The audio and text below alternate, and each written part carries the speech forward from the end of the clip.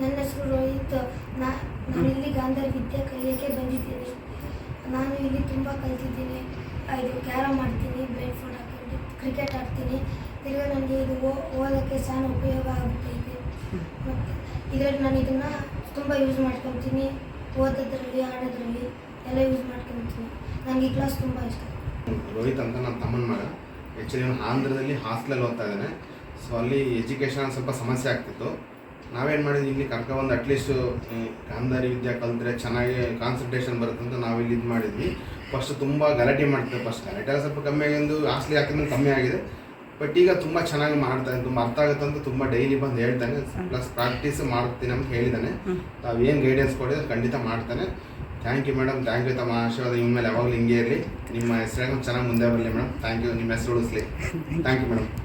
ನಮಸ್ತೆ ಮ್ಯಾಮ್, ನಾನು ರಾಧಾ ಅಂತ. ನಾವು ನನ್ನ ಮಗನ ಫಸ್ಟ್ ಬ್ಯಾಚಲ್ಲೇ ಹಾಕಿದ್ವಿ.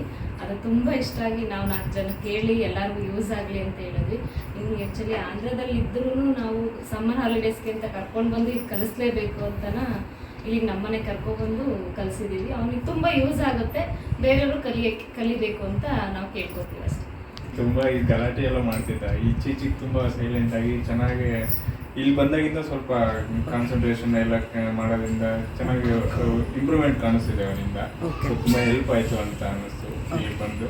ಸೊ ಹೀಗೆ ಮುಂದುವರಿಲಿ ನಿಮ್ಮ ಜರ್ನಿನು. ಸೊ ನಮ್ಮ ಅಕ್ಕನ ಮಗ ಫಸ್ಟ್ ಸೇರ್ತದಿಂದ ಅವನು ನೈಟ್ ಚೆಕ್ ಮಾಡಿದೆ ನಾನು. ತುಂಬ ಚೆನ್ನಾಗಿ ಹೇಳ್ತಾನೆ ಅವನು. ಆಲ್ಮೋಸ್ಟ್ ಒಂದು 2-3 ಲೈನ್ಸ್ವರೆಗೂ ಹೇಳ್ತಾನೆ ಅವನು. ಸೊ ಹಂಗಾಗಿ ನಾವು ಇವ್ರು ಅಕ್ಕ ಸಜೆಸ್ಟ್ ಮಾಡಿ ಸೇರಿಸೋದ್ರಿಂದ ಚೆನ್ನಾಗಿ ಇಂಪ್ರೂವ್ ಆಗ್ತಾನೆ. ಇವನು ಅವನ ಥರನೇ ಆಗಬೇಕು. ಇನ್ನು ಪ್ರಾಕ್ಟೀಸ್ ಚೆನ್ನಾಗಿ ಮಾಡಬೇಕು. ಪ್ರಾಕ್ಟೀಸ್ ಮಾಡಿದ್ರೆ ಆಗ್ತಾನೆ ಅಂತ ನನ್ನ ಅನಿಸಿಕೆ. ಸೊ ಖಂಡಿತ ಹೇಳು.